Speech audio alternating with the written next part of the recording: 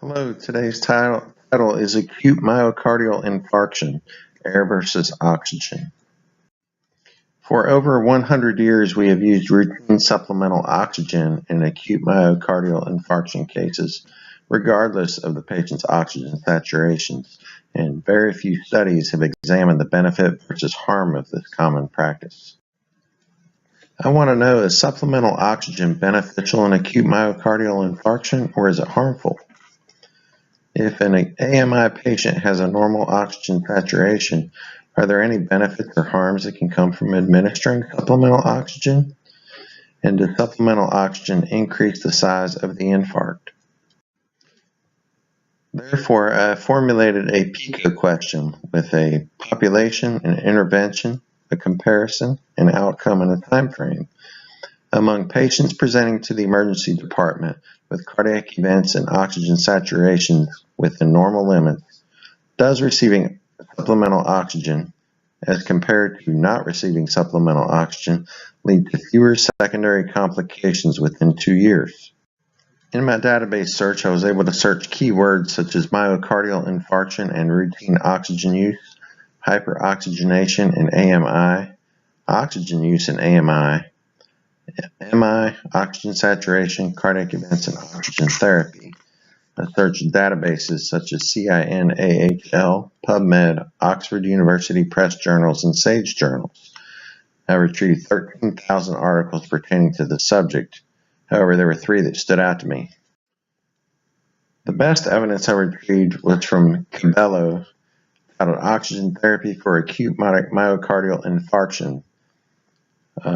This is a level 1 study. It's a systematic review. It determined there's no evidence from randomized controlled trials to support the routine use of inhaled oxygen in people with acute myocardial infarction, and we cannot rule out a harmful effect as well. My second best article was from Stubb from 2012. A randomized controlled trial of oxygen therapy in acute myocardial infarctions, air versus oxygen in myocardial infarction study. This is known as the AVOID study. This is a level 2 study. It's a multi-center randomized controlled trial, or RCT. The purpose of this study is to determine whether withholding routine supplemental oxygen therapy in patients with acute ST elevation myocardial infarction in the absence of hypoxia prior to reperfusion decreases myocardial infarct size. My third best evidence was from Hoffman 2014, which is determination of the role of oxygen in suspected acute myocardial infarction trial, or known as the DETOX study. This is a level 2 study. It's a registry-based randomized controlled clinical trial, a new trial concept known as RRCT. Since the late 1960s, several studies have suggested possible harmful effects of supplemental oxygen by causing a decrease in cardiac output, coronary blood flow, left ventricular perfusion, and coronary and systemic oxygen delivery, and an increase in coronary vascular resistance. The applicability for practice.